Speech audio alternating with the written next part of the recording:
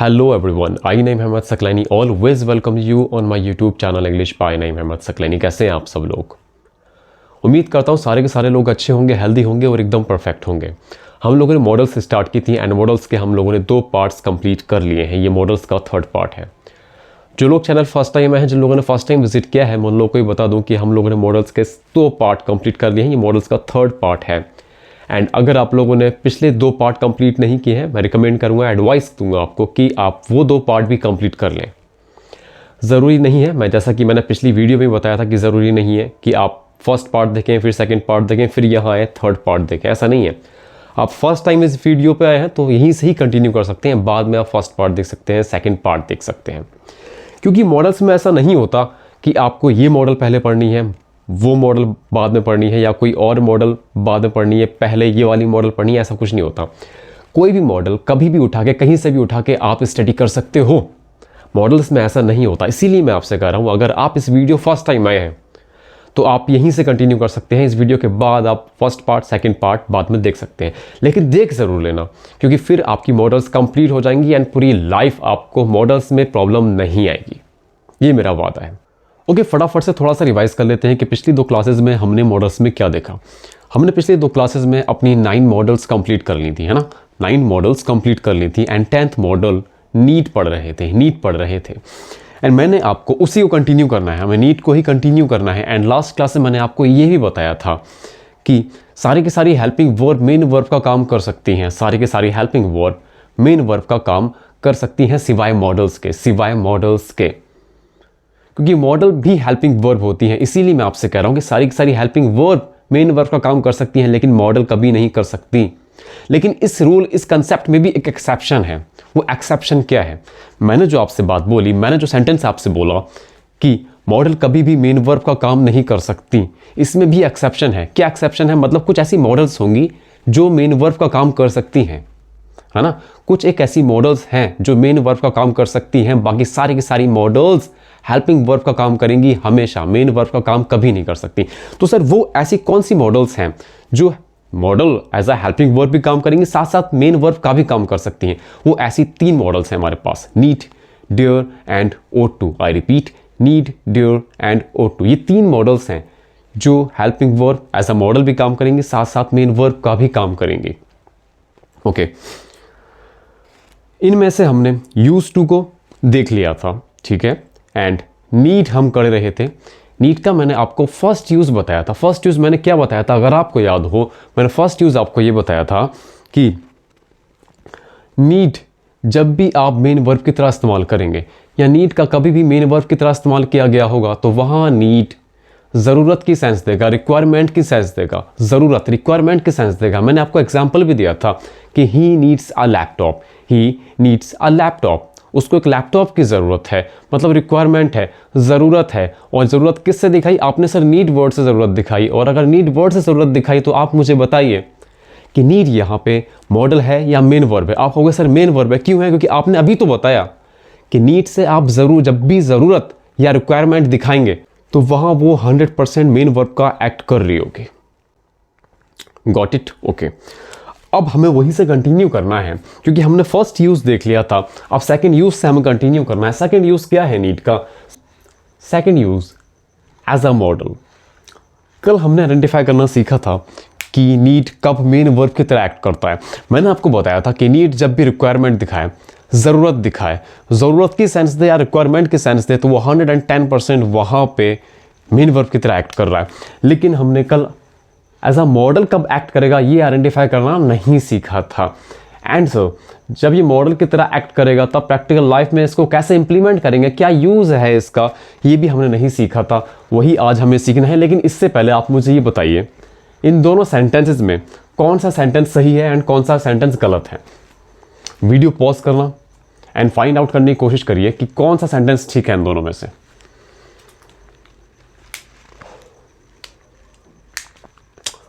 भरोसा है आपने ऐसा किया होगा, ठीक है। He need not do it, उसको ये करने की ज़रूरत नहीं है। He need not do it, उसको ये करने की ज़रूरत नहीं है। सर मीनिंग तो दोनों सेंटेंस के सेम है, ठीक है, लेकिन सही कौन सा है इसमें? सही कौन सा है?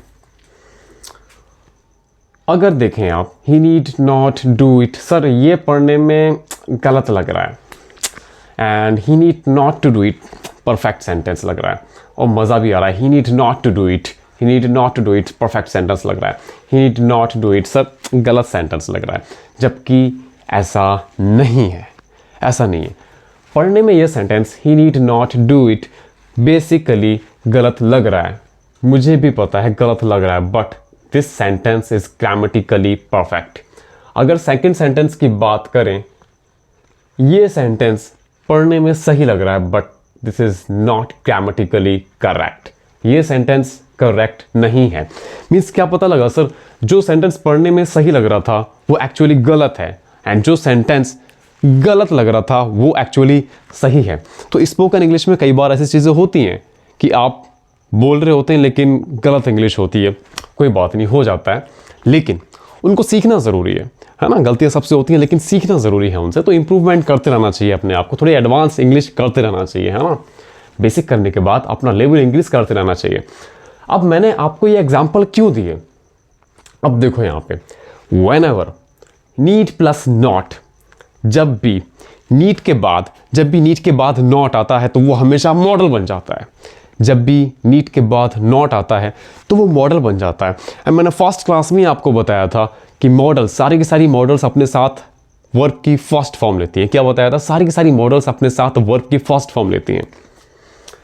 Sir when ever need plus not, जब भी नीड प्लस नॉट आते हैं मॉडल्स बन जाते हैं, take the first form of verb, perfect हो गया। सर यहाँ नीड के बाद नॉट आया है, यहाँ भी नीड के बाद नॉट आया है, मतलब ये मॉडल बन गया, यहाँ भी मॉडल बन गया। तो आप मुझे बताइए, नीड नॉट एक मॉडल है एंड सारी की सारी मॉडल्स अपने साथ वर्ब की फर्स्ट फॉर्म लेती हैं, तो यहाँ पे वर्ब की फर्स्ट फॉर्म होना चाहिए। तो सही कहा सर, यहाँ तो वर्ब की फर्स्ट फॉर्म ही है। This one is the first form of verb. And अगर बी सेंटेंस की बात करते हैं तो he need not, again need not यहाँ पे मॉडल बन गया। और अगर सर ये मॉडल बन गया तो यहाँ पे वर्ब की फर्स्ट फॉर्म होनी चाहिए, लेकिन यहाँ पे वर्ब की फर्स्ट फॉर्म नहीं है, टू एंड डू दे दिया, यानी कि ये इन्फिनिटिव है। आप फिलहाल इतना समझो, मैंने कल भी बताया था आपको कि इन्फिनिटिव क्या होते हैं, जेरेंट क्या होते हैं, पार्टिसिपल क्या होते हैं, सब सिखाऊंगा, पेशेंस रखना है, सब सिखाऊंगा, ठीक है। अब सारी की सारी चीज़ें यहाँ समझा दूंगा तो फिर बहुत डेविएट हो जाएंगे, चीज़ें कॉम्प्लिकेटेड हो जाएंगी, कॉम्प्लेक्स हो जाएंगे काफ़ी। इसीलिए अभी सिर्फ इतना समझो, जो मैं समझा रहा हूँ बस उतना समझो कि नीड नॉट के बाद हेल्पिंग वर्ब नीड नॉट, यानी कि मॉडल बन गया ना ये, तो मॉडल बन गया। तो आप मुझे ये बताइए कि मॉडल अपने साथ वर्ब की फर्स्ट फॉर्म लेते हैं, ये कुछ भी हो, फिलहाल ये यहाँ पे वर्ब की फर्स्ट फॉर्म नहीं है। और अगर ये वर्ब की फर्स्ट फॉर्म नहीं है, इसीलिए सेंटेंस ग्रामेटिकली करेक्ट है। क्यों गलत है? क्योंकि सर मॉडल्स हमेशा अपने साथ वर्ब की फर्स्ट फॉर्म लेते हैं, एंड ये यहाँ पे वर्ब की फर्स्ट फॉर्म नहीं है। कुछ भी हो, ये कुछ भी हो, ग्रामर में इसकी पोजीशन, इसका नाम, इसकी ग्रामेटिकल प्रोफाइल कुछ भी हो, फिलहाल यहाँ पे वर्ब की फर्स्ट फॉर्म नहीं है। और क्योंकि वर्ब की फर्स्ट फॉर्म नहीं है, इसीलिए सेंटेंस गलत है। अरे समझ आया नहीं आया? हाँ कि ना? Very good. जिन लोगों ने वीडियो को लाइक नहीं किया है, प्लीज़ वीडियो को लाइक ज़रूर कर देना यार, लाइक ज़रूर कर दिया करो वीडियो को। ये लाइक करने में बिल्कुल कंजूसी मत किया करो। अगर तुम लोगों को दिखता है कि हाँ मेहनत है मेरी, तो वीडियो को लाइक ज़रूर कर दिया करो, ज़्यादा से ज़्यादा शेयर ज़रूर कर दिया करो, एंड कमेंट सेक्शन में आप कुछ ना कुछ ज़रूर बताया करो, कुछ ना कुछ बताया करो, क्योंकि मुझे लगना चाहिए कि आप लोग पढ़ रहे हैं, ठीक है। जब आप कमेंट करते हैं, लाइक करते हैं, शेयर करते हैं, तो मुझे लगता है कि मैं और इंटेलिजेंटली आप लोगों के लिए काम कर पाऊँ, और यूनिक चीज़ें आप लोगों के लिए अपलोड कर पाऊँ, और ज़्यादा इंग्लिश पर रिसर्च कर पाऊँ। तो ये एक रिक्वेस्ट है जो मुझे बताना ज़रूरी था, ठीक है। अब क्लियर हो गया, आप आइडेंटिफाई कर पाओगे ना कि नीड कब मेन वर्ब का काम कर रहा है, नीड कब मॉडल का काम कर रहा है। बहुत इजी हो गया, ठीक है, बच्चों वाला खेल हो गया ना अब तो, ठीक है। आ जाओ एक और एग्जांपल देता हूँ। He need not sing a song, जैसे ही मैंने नीड नॉट देखा मुझे पता लग गया नीड नॉट यहाँ पे क्या है? हाँ सही कहा आपने, मॉडल है, एंड मॉडल अपने साथ हमेशा वर्ब की फर्स्ट फॉर्म लेता है। सर ये नीड नॉट मॉडल हो गया, सिंग this is the first form of verb, okay, means this is perfect combination.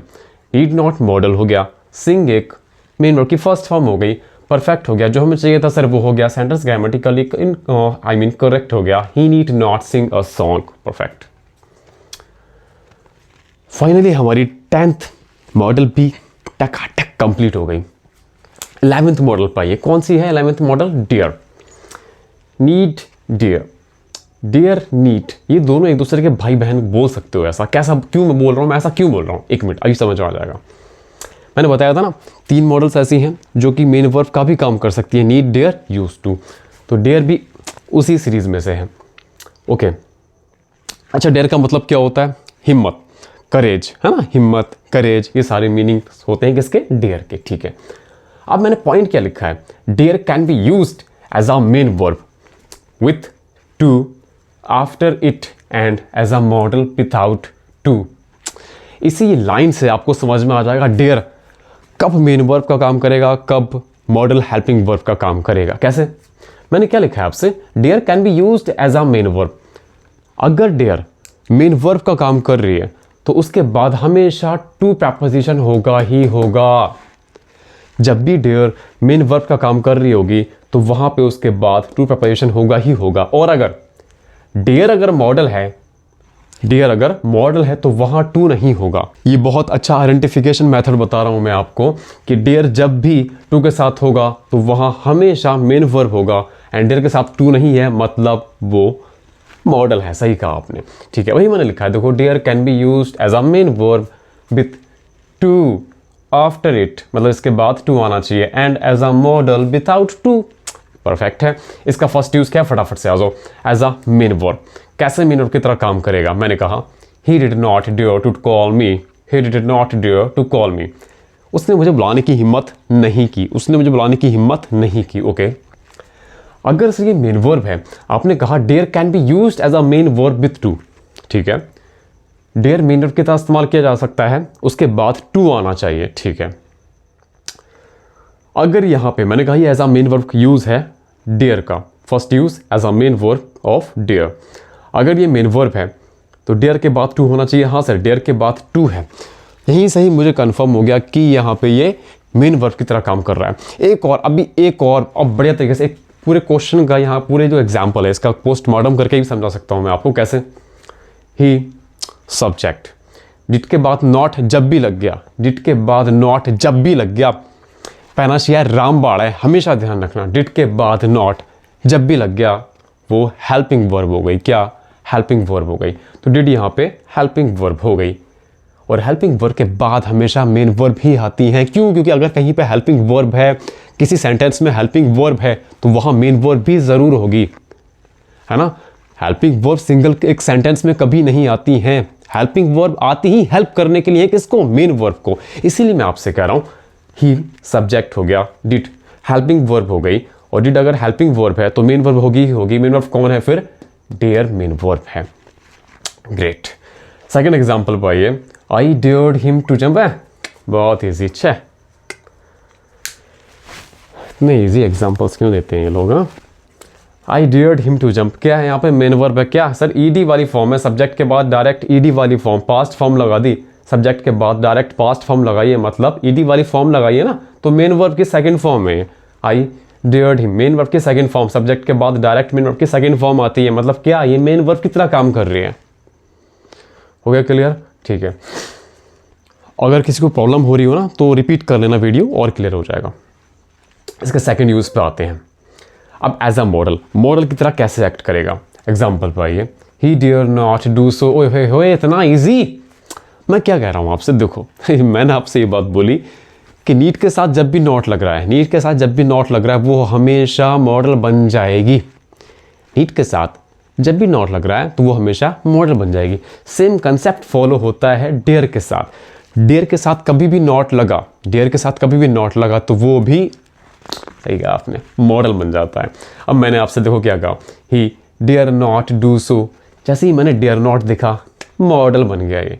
और जैसे ही मॉडल बना, सर वर्ब की फर्स्ट फॉर्म आनी चाहिए, he dare not do so, मतलब परफेक्ट सेंटेंस है। क्यों? क्योंकि सर मॉडल हो गया, डेयर नॉट मॉडल है, एंड डू वर्ब की फर्स्ट फॉर्म है, सेंटेंस ग्रामेटिकली परफेक्ट हो गया। क्या प्रॉब्लम है ना। सेकेंड एग्जाम्पल पाइए, I dare not tell him, I dare not tell him. मुझे उसे बताने की हिम्मत नहीं है, मुझे उसे बताने की हिम्मत नहीं है। I dare not tell him. Sir dare not जैसे ही मिला ये मॉडल बन गया, मॉडल के बाद वर्ब की फर्स्ट फॉर्म होनी चाहिए। सर टेल वर्ब की फर्स्ट फॉर्म ये मत बताओ बार बार, से बोरिंग सा हो रहा है, आप रहने दो, हम खुद कर लेंगे, मैं नहीं बता रहा हूँ। चलो छोड़ दिया मैंने आपको ऊपर, छोड़ो हटो। ओके फाइनली डियर भी हम लोगों ने कंप्लीट कर लिया है। O2 ओए होए अच्छी मॉडल है, 12th O2 अच्छी मॉडल है, अच्छी मॉडल है। इससे पहले ये पढ़ना स्टार्ट करें, अब 2 मिनट के लिए मुझे आपका सारा का सारा कंसंट्रेशन यहीं पे चाहिए, सारा कंसंट्रेशन यहीं पे चाहिए। चाहे भूकंप भी क्यों ना आ जाए, आपका कंसंट्रेशन 1% भी डाइवर्ट नहीं होना चाहिए यहाँ से। मैं क्या कहना चाह रहा हूँ आपसे, लास्ट क्लास में मैंने आपको बताया था कि आप शुड का यूज़ एडवाइस देने के लिए करते हो। अब आज मैं बता रहा हूँ आपका O2 का इस्तेमाल भी आप एडवाइस देने के लिए करते हो। शुड का इस्तेमाल भी आप एडवाइस देने के लिए कर रहे हो, O2 का इस्तेमाल भी आप एडवाइस देने के लिए कर रहे हो। सर इन दोनों की एडवाइस में क्या कोई डिफरेंस है? क्या कोई डिफरेंस है इन दोनों की एडवाइस में? जब आपने should say advice the, O2 से एडवाइस दी, दोनों से आपने एडवाइस दी, तो क्या सर इन दोनों की एडवाइस में कोई डिफरेंस है? हाँ बिल्कुल डिफरेंस है, इन दोनों की एडवाइस में डिफरेंस है। क्या डिफरेंस है? बहुत ध्यान से समझना। जब मैंने शुड का यूज़ किया एडवाइस देने के लिए, जब मैंने सामने वालों को एडवाइस दी एंड मैंने शुड का इस्तेमाल किया, तो जो मैंने एडवाइस दी है, जो मैंने एडवाइस दी है वो सामने वाले का ऑब्लिगेशन, कर्तव्य नहीं है। वो चाहे तो उसको परफॉर्म करे, उसको माने, है ना, और चाहे तो उसको ना माने। नहीं यार ये बात समझे, एग्जाम्पल देता हूँ। मैंने कहा you should buy a car, you should buy a car, तुम्हें एक कार खरीदनी चाहिए, तुम्हें एक कार खरीदनी चाहिए, ठीक है। जो मुझे एडवाइस देनी थी मैंने आपको एडवाइस दी थी कि तुम्हें एक कार खरीदनी चाहिए, लेकिन क्या ये तुम्हारा कर्तव्य है? क्या ये तुम्हारा ऑब्लिगेशन है? क्या तुम्हें माननी ही माननी पड़ेगी? आप कहोगे नहीं सर कोई ऑब्लिगेशन नहीं है, कोई कर्तव्य नहीं है, ये मेरी मर्जी है, मैं चाहूँ इसको मानूँ या ना मानूँ, है ना, मेरा ऑब्लिगेशन नहीं है, मेरा कर्तव्य नहीं है, मेरा फ़र्ज़ नहीं है कि मैं कार खरीदूँ, बस आपको एडवाइस देनी थी, आपने एडवाइस दे दी, ठीक है। अब मैंने आपसे कहा, अब मैंने कहा एक पुलिस ऑफिसर को सिटीजन की रक्षा करनी चाहिए, एक पुलिस ऑफिसर को सिटीजन की रक्षा करनी चाहिए। तो अब आप मुझे बताना, ये जो पुलिस ऑफिसर है क्या इसका ऑब्लिगेशन, कर्तव्य है कि नहीं है कि वह सिटीजन की रक्षा करे? आप कहोगे हाँ सर, ये जो आपने एडवाइस दी है, ये जो आपने एडवाइस दी है, यहाँ पे पुलिस का ऑब्लिगेशन, कर्तव्य है कि वह सिटीजन की रक्षा करे। तो ये डिफरेंस है, ये डिफरेंस है। जब मैं सेकंड वाली एडवाइस दूंगा ना कि पुलिस को रक्षा करनी चाहिए सिटीजन्स की, तो मैं O2 से दूंगा, लेकिन जब मैं फर्स्ट वाली एडवाइस दूंगा कि आपको कार खरीदनी चाहिए, तो वो मैं शुड का इस्तेमाल करके दूंगा। अंडरस्टूड? आई बात समझ में? नहीं आई? अब देखो कितना क्लियर हो जाएगी, अभी बहुत क्लियर होगी। देखो 12th मॉडल कौन सी थी हमारी? O2। शोज मोरल ड्यूटी और ऑब्लिगेशन, वही मैं कह रहा हूँ, नैतिक ड्यूटी है ना, ऑब्लिगेशन यानी कि कर्तव्य, ठीक है। एग्जाम्पल क्या है sir? A soldier ought to fight at the border, soldier को बॉर्डर पे फाइट करनी चाहिए, लड़ना चाहिए। बात समझ में आ भी गई होगी अब तक आपके? हाँ समझ में आ गई, अच्छी बात है। फिर भी पढ़ लेते हैं, है ना, फिर भी पढ़ लेते हैं। 1 मिनट और जाएगा लेकिन पूरी लाइफ टाइम के लिए याद हो जाएगा, है ना। 1 मिनट का बिल्कुल कंजूसी नहीं करते हैं, 1 मिनट और समझ लेते हैं, यहीं पर आओ थोड़ा सा।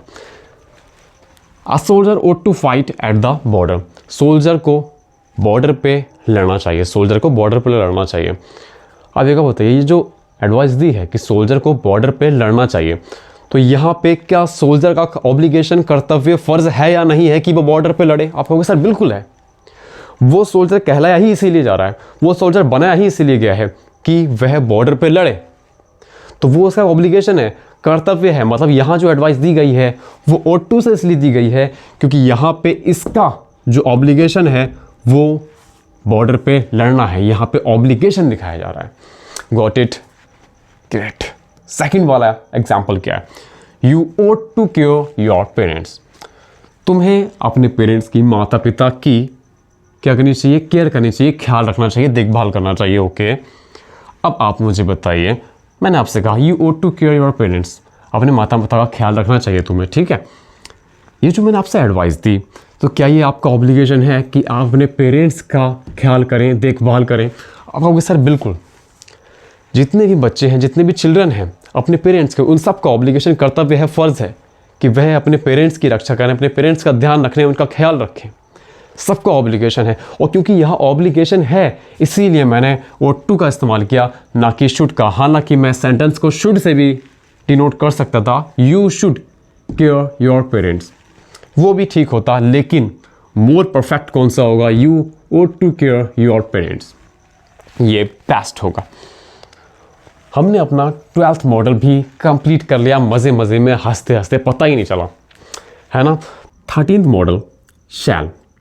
शैल क्या यूज़ है? It is same as will in use but comes only with first person I and we. नहीं आया समझ में, मैं क्लियर कर देता हूँ मैं क्या कहना चाह रहा हूँ। देखो, shall it is same as will, will की तरह है, बिल्कुल विल की तरह है। तो विल का यूज़ क्या है सर? वो पता लग गया, मतलब शैल समझ आ जाएगा। तो विल का यूज़ ये क्या बताया था मैंने आपको? मैंने बताया था ना आपको, मैंने आपको फर्स्ट क्लास में बताया था, फर्स्ट क्लास में आपको बताया था कि विल हमेशा फ्यूचर के लिए इस्तेमाल होता है। जब भी आपको फ्यूचर में कोई एक्शन परफॉर्म करना होगा, कुछ भी करना है आपको फ्यूचर में, तो आपको विल वहाँ पे पुट करना पड़ेगा। मतलब फ्यूचर के लिए आप विल का इस्तेमाल कर रहे थे सर, फ्यूचर के लिए विल का इस्तेमाल कर रहे थे, तो फिर अगर ये विल की तरह ही होता है इसका इस्तेमाल, तो इसको भी सर फ्यूचर में करेंगे? हाँ बिल्कुल करेंगे। शैल भी आप फ्यूचर में ही इस्तेमाल करते हैं, लेकिन सर डिफरेंस क्या है ना? विल भी आप कह रहे हो फ्यूचर में, शैल भी आप कह रहे हो फ्यूचर में, तो डिफरेंस क्या है सर? कब शैल करें, कब विल करें? बता रहा हूँ, वही बता रहा हूँ, परेशान मत हुआ करो इतनी जल्दी जल्दी। अब आओ, सिर्फ यहां तक हमने किया है, it is same as will in use, okay, but comes only with first person I and we. सिर्फ फर्स्ट पर्सन के साथ ही शैल आता है, सिर्फ फर्स्ट पर्सन के साथ। फर्स्ट पर्सन कौन कौन से? आई एंड वी, जो फर्स्ट पर्सन होते हैं उनके साथ हमेशा शैल आता है। ठीक है, एग्जाम्पल दो सर, एग्जाम्पल लो। I shall go to the market, मैं मार्केट जाऊंगा, मैं मार्केट जाऊंगा। फ्यूचर की बात है ना, जाऊंगा, जाऊंगा, जा नहीं रहा हूं, जाऊंगा मतलब फ्यूचर में जाऊंगा, और फ्यूचर में जाऊंगा इसीलिए मैंने शैल का इस्तेमाल किया। सर शैल का इस्तेमाल किया, फर्स्ट पर्सन होना चाहिए, हाँ, आई एंड वी में से कुछ होना चाहिए, हाँ आई है, ठीक है, फ्यूचर की बात थी, I shall go to the market, sentence ठीक हो गया, बिल्कुल ठीक है। सेकेंड सेंटेंस क्या है? Sorry, we shall watch the movie, we shall watch the movie, हम मूवी देखेंगे, परफेक्ट है। सर शॉल का इस्तेमाल किया आपने, यहाँ पे फर्स्ट पर्सन सब्जेक्ट होना चाहिए, आई एन वी में से कुछ होना चाहिए, वी है, बिल्कुल ठीक है, we shall watch the movie, ठीक है। ये सेंटेंस भी ठीक है, ये सेंटेंस भी ठीक है। लेकिन सर एक बात बताइए मुझे कि यहाँ पे अगर मैं विल पुट करता हूँ, यहाँ पे अगर मैं विल पुट करता हूँ तो सेंटेंस सॉरी, अगर मैं यहाँ पे विल पुट करता हूँ तो क्या सेंटेंस गलत हो जाएगा? मैंने कहा I will go to the market, ये भी तो सही लग रहा है सर। और शैल तो सर बहुत ही कम यूज़ करते हैं, हमने तो कभी सुना ही नहीं कोई शैल का इस्तेमाल भी कर रहा है ना, बहुत ही कम यूज़ होता है, बिल्कुल प्रैक्टिकल लाइफ में बहुत कम इस्तेमाल होता है शैल का। यूजुअली लोग विल ही लगाते हैं, चाहे वो आई हो चाहे वी हो, शैल कोई नहीं लगाता। तो सर अगर विल लगाते हैं तो क्या सेंटेंस गलत हो जाएगा हमारा? नहीं, कोई प्रॉब्लम नहीं होगी, तब भी आप लगा सकते हैं, आई विल भी हो सकता है, वी विल भी हो सकता है। लेकिन एक एक्सेप्शन है भाई, एक एक्सेप्शन है, वो हमेशा ध्यान रखना, क्या है? बट इन मॉडर्न इंग्लिश, देखिए, but in modern English we can use will with first person. वही मैं कह रहा हूं, मॉडर्न इंग्लिश में आप फर्स्ट पर्सन के साथ विल का इस्तेमाल कर सकते हो, ठीक है, ठीक है। लेकिन एक एक्सेप्शन क्या है? वो एक्सेप्शन ये है, when sentence is in interrogative form you must put shall. क्या कहना चाह रहा हूं मैं?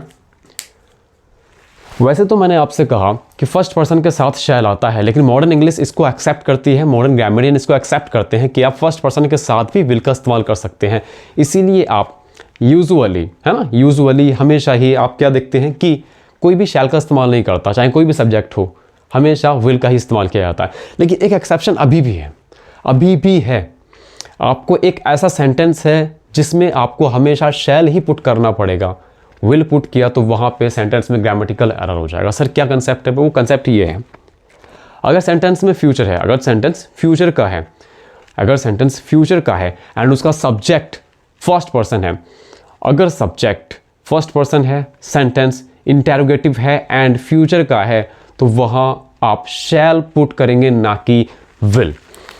मैं क्या कहना चाह रहा हूँ, when sentence is in interrogative form, अगर सेंटेंस इंटेरोगेटिव है, यू मस्ट पुट शैल, आपको शैल पुट करना पड़ेगा, ना कि विल। इसका एग्जाम्पल नहीं दिया सर, इसका एग्जाम्पल दे रहा हूँ, यहाँ बिल्कुल स्पेस नहीं बचा ना, इसलिए मैंने नहीं दिया।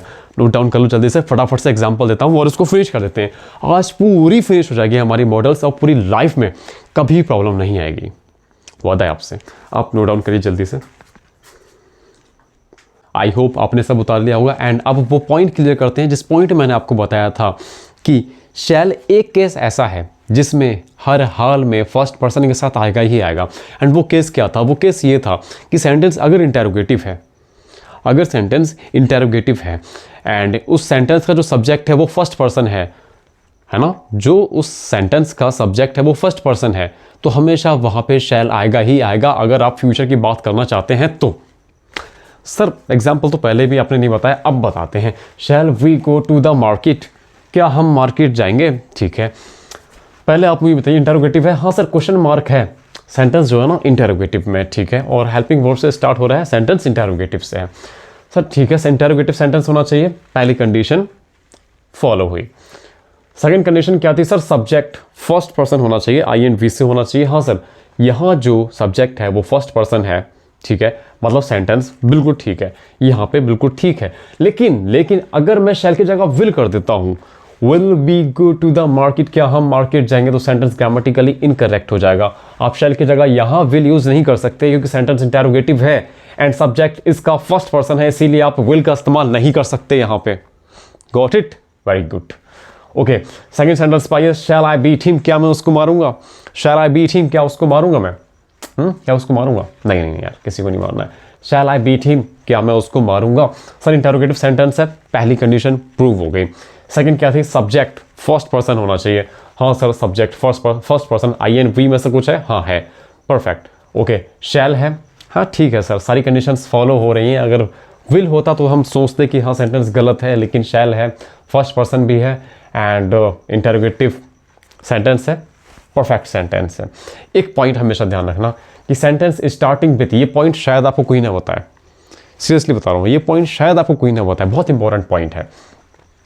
Sentence starting with let us, let's, shall we, in, question tag, क्या बात कह दी सर, कुछ भी समझ में नहीं आ रहा है। सेंटेंस स्टार्टिंग में क्या कह रहा हूँ आपसे, देखो, अगर कोई सेंटेंस लेट्स या लेट अस से स्टार्ट हो रहा है और उसमें क्वेश्चन टैग है तो हमेशा शैल वी आएगा। आंखें बंद करना और टाइप कर देना शैल वी या लिख देना शैल वी जब भी लेट्स या लेटस से सेंटेंस स्टार्ट हो। अब कुछ लोगों को ये पता नहीं वो क्वेश्चन टैग क्या होता है ना, वो भी वीडियो में कवर करने वाला हूँ, उसकी भी टेंशन नहीं लेना। क्वेश्चन टैग क्या होता है फिर भी बताया तो अभी के लिए बताया तो जितना ज़रूरी है उतना बताया तो। कई बार क्या होता है ना, हम सेंटेंस बोलते हैं, जैसे मैंने आपसे बोला चलो पार्टी में चलते हैं, फिर मैंने आपसे कहा चलें क्या, मतलब जो बात मैंने पूरी की अपनी, जो बात पूरी की, फिर उसके लास्ट में एक छोटा सा सवाल कर लिया, छोटा सा क्वेश्चन पूछ लिया, चलो पार्टी में चल रहे हैं, चलें क्या, हुआ चलें क्या, ये हल्का सवाल था ना। हाँ, यही क्वेश्चन टैग है, इसी को क्वेश्चन टैग बोलते हैं। जब हम सेंटेंस के लास्ट में छोटा सा सवाल कर देते हैं वही क्वेश्चन टैग होता है। और एग्जाम्पल देता हूँ, मैंने कहा सुरेश खाना खा रहा है, सुरेश खाना खा रहा है, नहीं खा रहा है क्या, नहीं खा रहा है क्या, तो नहीं खा रहा है क्या, फिर से मैंने छोटा सा सवाल कर दिया। एक तरफ मैंने कहा सुरेश खाना खा रहा है, पूरा सेंटेंस किया, उसके लास्ट में छोटा सा मैंने क्वेश्चन टैग लगा दिया, छोटा सा सवाल कर दिया, नहीं खा रहा है क्या, नहीं खा रहा है क्या, तो यही क्वेश्चन टैग है। मैंने कहा मैं अमेरिका जाऊंगा, मैं अमेरिका जाऊंगा, और लास्ट में मैंने कह दिया नहीं जाऊंगा क्या, नहीं जाऊंगा क्या, तो यहाँ पे मैं अमेरिका जाऊंगा, नहीं जाऊंगा क्या, तो नहीं जाऊंगा यहाँ पे क्वेश्चन टैग है, छोटा सवाल जो लास्ट में लगा दें वही क्वेश्चन टैग है भाई, बस ठीक है। और वही मैं क्या कहना चाह रहा हूँ, let us go home, shall we, अगर क्वेश्चन टैग लगाना है तो शैल वी लगाओगे, लेट अस गो होम, चलो घर चलते हैं, चलो घर चलते हैं, शैल वी, चलें क्या, let us enjoy the party, let us enjoy the party या लेट्स एंजॉय द पार्टी, इसके आगे क्या आएगा, शैल वी आएगा या नहीं, आप डिसाइड करेंगे, ये आपके लिए मैंने छोड़ा है। ओके, आज हमारी सारी मॉडल्स कंप्लीट हो चुकी हैं। आप पार्टी से मुझे कैसे पहुंचाओगे, आ जाएगी मेरे पास पार्टी। आप वीडियो को लाइक कर दीजिए एंड कमेंट कर दीजिए, यही मेरे लिए पार्टी है। प्लीज़ वीडियो को लाइक कर दीजिएगा, कमेंट ज़रूर कर दीजिएगा, ताकि मुझे लग पाए कि हाँ आप लोग भी इंक्विजिटिव हैं, एक्टिव हैं सीखने के लिए। मिलेंगे नेक्स्ट वीडियो में, till then take care, bye bye, जय हिंद।